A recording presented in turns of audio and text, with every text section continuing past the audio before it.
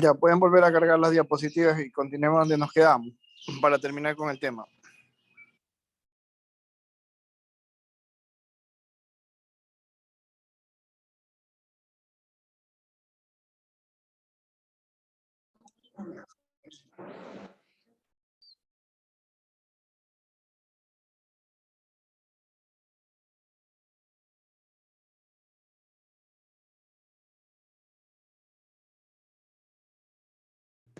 Ya, pasa la diapo.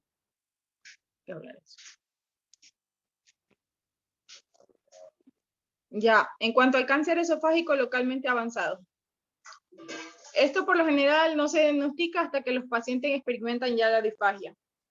En la era actual que estamos, que ya hay una terapia multimodal y la cirugía son necesarias para una definición rigurosa del cáncer esofágico cuando está localmente avanzado, para guiar las decisiones terapéuticas y antes de iniciar una terapia local y regional intensiva o un tratamiento ya sistémico. El sistema de estadificación actual va a tener en cuenta la diferenciación del tumor, que son principalmente las características patológicas para decidir la estrategia de tratamiento y de acuerdo a un entorno multidisciplinar. Lo que es la evolución y principios del tratamiento multimodal para el carcinoma de esófago localmente avanzado. La resección quirúrgica del esófago, fue el tratamiento en el pasado. Hoy en día, bueno, esto se sigue debatiendo de acuerdo a los aspectos técnicos de la esofagectomía. Sin embargo, desde el punto de vista ya oncológico, el tratamiento quirúrgico tiene límites en cuanto a lo que puede contribuir a la tasa de curación del cáncer de esófago. Entonces, el aumento de los conocimientos ahora de la biología del cáncer condujo al desarrollo de nuevos tratamientos no quirúrgicos para las neoplasias malignas de órganos sólidos. Estas son la quimioterapia que se ha combinado de forma simultánea con la radioterapia para mejorar la eficacia locorregional y posiblemente el efecto sistémico que estos tengan. Esta eficacia demostrada de este paradigma de tratamiento ha estimulado posteriormente el interés para la combinación de la cirugía, la radiación y la quimioterapia para maximizar el efecto de esta. Entre las modalidades de tratamiento utilizadas para este cáncer localmente avanzado tenemos la radioterapia, la quimioterapia, la quimiorradiación sola y la quimiorradiación y cirugía. La radioterapia, la radiación se convirtió en un enfoque multidisciplinar para el tratamiento de cáncer de esófago con el objetivo de esterilizar zonas dentro o alrededor del campo quirúrgico para disminuir la recurrencia local y mejorar la supervivencia.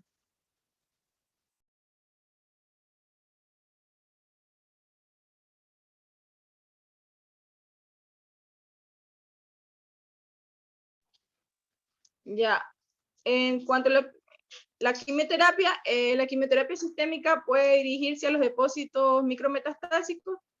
Por lo general va a disminuir el estadio de los tumores marginales resecables, lo que va a aumentar una tasa de resección completa y disminuir la incidencia de recurrencia locorregional. La quimiorradiación sola, esta puede administrarse en la parte preoperatoria o postoperatoria, como una terapia bimodal definitiva, o como parte de una terapia trimodal, cuando se va a combinar con la cirugía, y tiene un efecto sinérgico con aumento de citotoxicidad tumoral en dosis bajas. Y la quimiorradiación y la cirugía, el efecto sinérgico de la quimiorradiación combinada con la resección quirúrgica va a maximizar las posibilidades de tratar eficazmente la enfermedad locorregional, como también así las metástasis que han sido indetectables. Ya. La enfermedad del reflujo gastroesofágico. Bueno, la ERGI va a ser el resultado del fracaso del mecanismo antirreflujo endógeno, que va a comprender el esfínter esofágico inferior y el aclaramiento esofágico espontáneo. La función principal del esfínter esofágico inferior va a ser impedir que el reflujo del contenido gástrico vaya hacia el esófago. El reflujo gastroesofágico se va a producir cuando la presión intragástrica es mayor que la zona de alta presión del esófago distal. Y esto se va a producir en dos situaciones.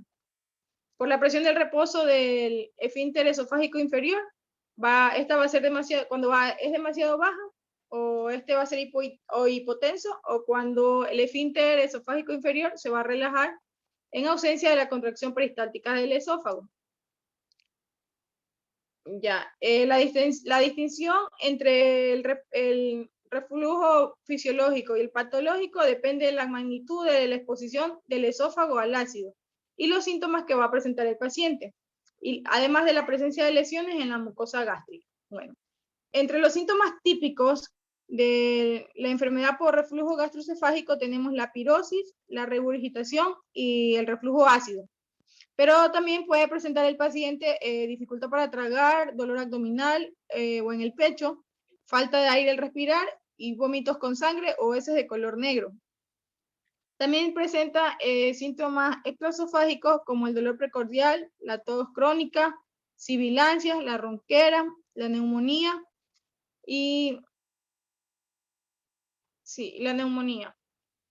Que puede ser causada por, esta neumonía puede ser causada por que es el contenido gástrico se va hacia los pulmones. Ya. A diferencia de los síntomas típicos de la ERGE, los síntomas extraesofágicos del reflujo no van a ser específicos para esta enfermedad. Y estos síntomas se pueden exacerbar con el decúbito y después de bebidas y comidas copiosas. En esta patología, el examen físico es muy pobre. Ya. Y entre las pruebas diagnósticas preoperatorias para esta enfermedad, el diagnóstico se va a basar en la presencia de síntomas típicos y la mejora de estos síntomas con el tratamiento de los inhibidores de la bomba de protones. Y cuando un cirujano evalúa a un paciente para la cirugía antirreflujo, hay 4 pruebas diagnósticas que son útiles para establecer este diagnóstico. Y van a ser la monitorización ambulatoria de pH y la impedencia, entre otros. La monitorización ambulatoria del pH va a cuantificar la exposición del esófago distal al ácido y es la prueba de referencia para el diagnóstico de la hernia. Este pH se va a monitorizar durante 24 horas con un catéter fino que se va a introducir en el esófago a través de las fosas nasales del paciente. El catéter más simple es un catéter de pH de doble sonda, que contiene 2 electrodos de estado sólido que van a estar separados entre sí por 10 centímetros y van a detectar fluctuaciones de pH entre 2 y 7. Para garantizar la validez de los resultados de este estudio, el electrodo distal debe colocarse 5 centímetros proximal al esfínter. Y la localización se identifica mediante la manometría esofágica. La impedencia esofágica se va a realizar también con un catéter fino y flexible que se va a conectar en el esófago a través de las fosas nasales asimismo del paciente. Estos catéteres también usan electrodos pero van a estar colocados a intervalos de 1 centímetro y van a determinar los cambios en la resistencia al flujo de la corriente eléctrica, que es lo que se conoce como la impedancia. Y esta va a aumentar en presencia de aire y disminuir en presencia de un bolo de líquido. Por lo tanto, con esta técnica se puede detectar el movimiento del gas y del líquido en el esófago. Algunos catéteres utilizados para esta tienen 1 o más sensores de pH que van a permitir la detección simultánea del reflujo ácido y no ácido en el esófago. Ya.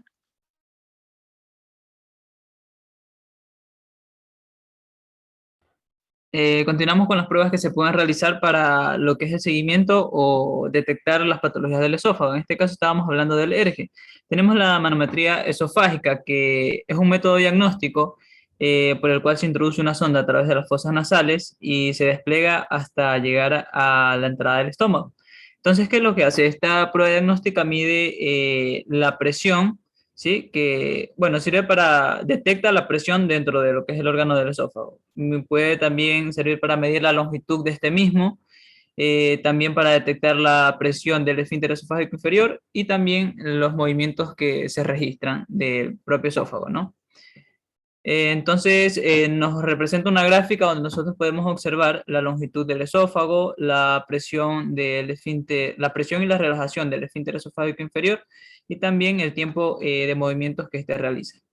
Tenemos también la esofagostroduodenoscopía, pues que no es más que la endoscopía de estos tres órganos, tanto el esófago como el estómago y la porción del duodeno. Y pues la ventaja de la endoscopía es que nos permite hacer observaciones de la parte interna de lo que es el esófago, ayudándonos a detectar lesiones que nos puedan indicar que hay un posible esófago de Barré o que haya indicios de reflujo. En el estómago nos permite identificar lesiones gástricas que pudieran indicar una posible gastritis e inclusive en la misma porción del duodeno también nos permite observar lesiones. Y pues indicios de signos que nos puedan decir de pronto que se está desarrollando un posible esófago de Barré. Tenemos el esofograma convario, que generalmente lo que nos va a permitir es una identificación anatómica detallada de lo que es la estructura anatómica del esófago como tal. Y nos sirve precisamente para detectar en el caso de, por decir, acalasias, si hay estenosis en la parte distal del esófago, ya que nos da una visión detallada de la anatomía de este mismo. Al momento de nosotros realizar o analizar las patologías del esófago, tenemos que tener otro tipo de consideraciones como dos principalmente, tanto la disfagia como la obesidad. La disfagia es un síntoma clásico que generalmente se aparece en las patologías relacionadas con el esófago. Un caso posible de disfagia puede estar asociado al mismo reflujo, debido a que este genera una reacción inflamatoria que genera inflamación, para la redundancia, a nivel del esfínter esofágico inferior, impidiendo pues así el flujo normal de líquidos y de sólidos. Ya, generalmente pues cuando la causa es esta, el tratamiento que soluciona el cuadro pues se lleva a cabo con inhibidores de la bomba de protones y en caso que la estenosis sea demasiado avanzada, pues se puede hacer una dilatación con balón. La obesidad que es otro factor que tenemos que controlar para las patologías del esófago. ¿Por qué? Porque una persona obesa pues va a tener aumento de la presión intraabdominal, lo cual va a ser un factor de riesgo para que haya reflujo. Entonces es un factor que tenemos que controlar en los pacientes con enfermedades del esófago, principalmente la de reflujo.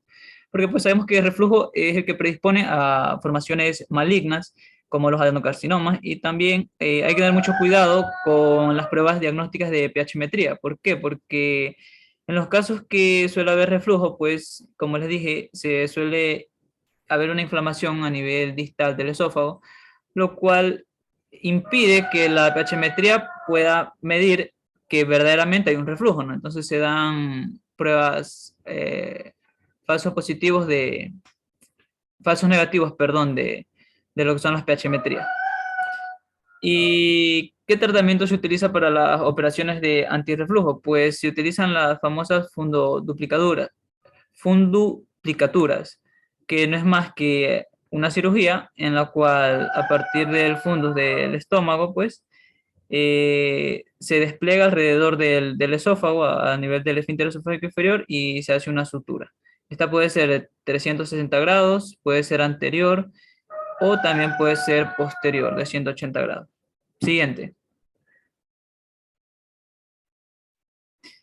Ya, tenemos lo que es el esófago de Barré, que como les había mencionado, pues generalmente este tipo de metaplasia, de formación maligna, está causada debido a un periodo de larga duración o sostenido de reflujo del ácido gástrico, ¿sí? Y generalmente, pues nosotros lo observamos a través de la endoscopía. Se presenta tiene la apariencia clásica de lengüetas de color rojo, que generalmente pues, pueden ser mayor o menores a 3 centímetros, lo cual es apreciable a través de la endoscopía. ¿Y qué es lo que pasa? Pues debido a el constante daño que realiza el ácido gástrico, pues las células escamosas normales del esófago comienzan a sufrir una metaplasia hacia lo que es un epitelio cilíndrico, lo cual pues se conoce como esófago de Barré, y lo cual puede llevar a un posible desarrollo de un adenocarcinoma, que estaríamos hablando de un cáncer de alto riesgo. Los tratamientos, pues generalmente se solucionan en primera instancia con los IBP, que son los inhibidores de la bomba de protones, que generalmente pues lleva un tratamiento de 8 semanas. Y generalmente pues su máxima eficacia se alcanza a partir de las 4 semanas. El tratamiento quirúrgico que se utiliza en situaciones más complejas pues implican lo que es la laparoscopía. Eh, es una técnica combinada de laparoscopía con antirreflujo, donde se realiza una funduplicadura a través de la laparoscopía. Y pues a largo plazo tiene más eficacia que la terapia sola de los IBP. Los cuidados postoperatorios y la recuperación que hay que tener, pues generalmente los pacientes se preparan con una dieta liviana en líquidos, que para cuando se va a someter a cirugía al paciente, pues ya es una dieta líquida total. Cuando ya se le da de alta al paciente, pues se espera que generalmente, si no hay complicaciones y la ocasión no la amerita, entra sin monitorización ni cardíaca ni pulmonar. Y los requisitos de alta, pues es que el paciente tenga buena tolerancia a los alimentos, buena hidratación y tenga un estado nutricional y tolerancia a los analgésicos normal o adecuada. ¿Qué puede pasar con la operación? Pueden haber complicaciones quirúrgicas que dejen efectos secundarios, puede haber una recuperación neta y pues también pueden haber complicaciones propias de la misma cirugía. Suelen haber complicaciones menores como lo son retenciones urinarias, infecciones de la herida y trombosis venosa. Otras complicaciones específicas de la cirugía pueden ser neumotoras, lesiones gástricas o esofágicas y lesiones esplénicas o hepáticas propias de la misma, digamos, el traumatismo que implica la cirugía. Efectos secundarios después de la cirugía como plenitud, debido a que después de la intervención quirúrgica, pues suele aumentar el tono del esfínter esofágico inferior, lo cual causa que haya un menor vaciamiento de los gases del estómago, lo cual crea una mayor sensación de plenitud. Y debido a la misma, al mismo traumatismo que implica la cirugía, pues causa muchas veces un edema que suele durar las primeras semanas después de la cirugía, lo cual también puede ocasionar disfagia. O sea, un signo de disfagia, un síntoma o signo de disfagia después de la cirugía no implica que sea un fracaso, simplemente puede ser un síntoma normal. Ya si vemos otros síntomas como que hay pirosis, regurgitación, sensación de reflujo ácido, pues serían indicativos de que la operación o la cirugía no tuvo éxito. Entonces estamos ante un posible fracaso de la cirugía. Habría que hacer tratamiento con IVPs, esperar una recuperación del paciente y si de proceder, realizar una nueva cirugía laparoscópica antirreflujo. Siguiente.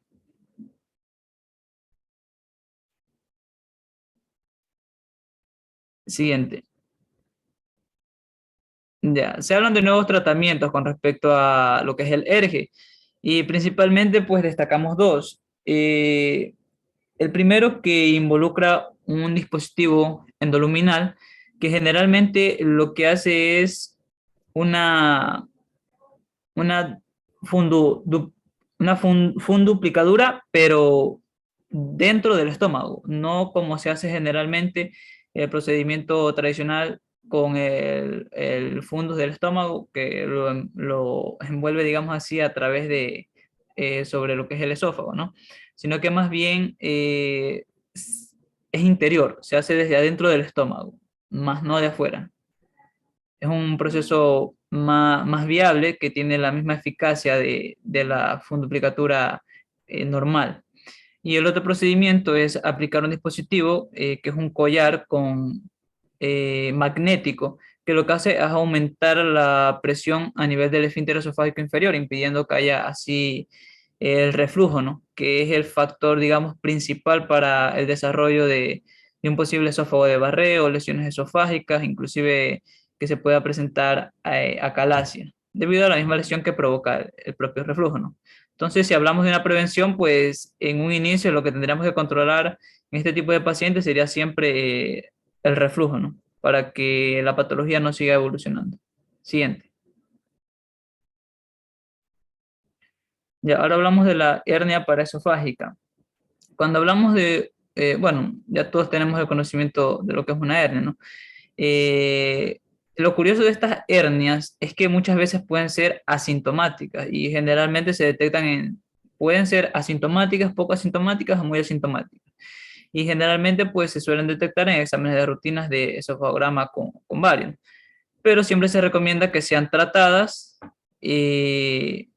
por cuestiones de que puedan causar esta misma hernia puede causar una isquemia, ¿no? En un momento repentino el paciente puede tener un dolor precordial o epigástrico, que son signos de que puede haber una obstrucción o una isquemia gástrica. Entonces siempre es recomendable tratar estos casos de hernia. Y en casos más graves, pues pueden haber estructuras que se dirijan a localizar dentro de esta hernia, lo cual puede causar sintomatología respiratoria por efecto de compresión y puede tener otras complicaciones debido a que puede involucrar también parte del estómago, del vaso, del colon, del páncreas, intestino, inclusive el epiplón. Ya, la fisiopatología está principalmente involucrada con dos elementos. Uno que es el ensanchamiento de los pilares del diafragma en el hiato esofágico y la extensión de la membrana frenoesofágica. La presentación clínica pues suelen ser síntomas asociados a las patologías del esófago como disfagia o dinofagia, sensación de plenitud, regurgitación, dolor epigástrico y torácico, inclusive hemorragias gastrointestinales. Y pues como les mencionaba también, por efecto de compresión suele afectar la respiración, la capacidad respiratoria del paciente. Ya, la evaluación pues se realiza principalmente a través de lo que es el esofograma de Vario y la endoscopía. Los cuatro pasos claves de la cirugía, que generalmente la que se aplica es la cirugía laparoscópica, es la reducción del contenido de la hernia, también la exciación completa del saco de la hernia desde lo que es el mediastino posterior, la movilización del esófago distal para consumir un mínimo de 3 centímetros de la longitud del esófago intraabdominal. ¿Por qué? ¿Qué es lo que pasa? Que muchas veces esta patología causa un acortamiento del esófago, entonces hay que buscar que por lo menos debajo de lo que es la unión eh, del esófago con el estómago, la unión gastro, bueno, pues sea de mayor a 3 centímetros. Y pues también muchas veces si hay problemas de reflujo se aplica una cirugía antirreflujo, que sería la funduplicadura. Siguiente. Ya, por último tenemos el bulbo gástrico. ¿Qué es el bulbo gástrico? Pues no es más que muchas veces los elementos de fijación del estómago tienen demasiada lasitud o poca resistencia, entonces genera que haya muchas veces el movimiento, el estómago puede tener un movimiento de 180 grados, o sea, el estómago rota sobre 180 grados sobre su propio eje, causando una torsión, lo cual puede llevar a síntomas de dolorosos en el paciente, ¿no? Generados a partir de una isquemia. Como podemos ver en la imagen, ¿no? El estómago tiene un efecto de torsión sobre su propio eje, puede tener isquemia. No necesariamente un bulbo gástrico puede causar una isquemia, pero contribuye a que sí lo haya. Es una urgencia médica, tiene que a realizarse una intervención a través de la laparoscopía y arreglar ese problema de forma quirúrgica. Eso siempre y cuando proceda la cirugía en el paciente. En muchos casos, pacientes no toleran la anestesia general de forma prolongada y lo que se puede hacer por ellos es simplemente liberar presión a través de la laparoscopía. Y pues se realiza una gastropexia, que es adherir o crear un medio de fijación del estómago con lo que es la pared anterior del abdomen para evitar que se vuelva a dar este bulbo gástrico, ¿no? Que es la torsión del estómago por poca fijación, por demasiada lasitud, perdón, de los medios de fijación que éste tenga. Entonces, el tratamiento como tal sería la reparación por laparoscopía o la fijación del estómago a través de una gastropexia. Eso sería todo con respecto a las patologías del esófago. Sí, bueno, en honor al tiempo, ya que ya llevamos más de una hora, casi hora 20, hora y media ¿cómo es? De clase. Vamos a dejar las preguntas para la próxima clase. Si es que hay alguna pregunta, la llevan formulada para la próxima clase el día martes. Listo, Doc. Entonces el martes cualquier cosa de las preguntas. Listo, ok. Entonces nos vemos el día martes a las 5 de la tarde. Listo, Doc. Gracias. Gracias, doctor.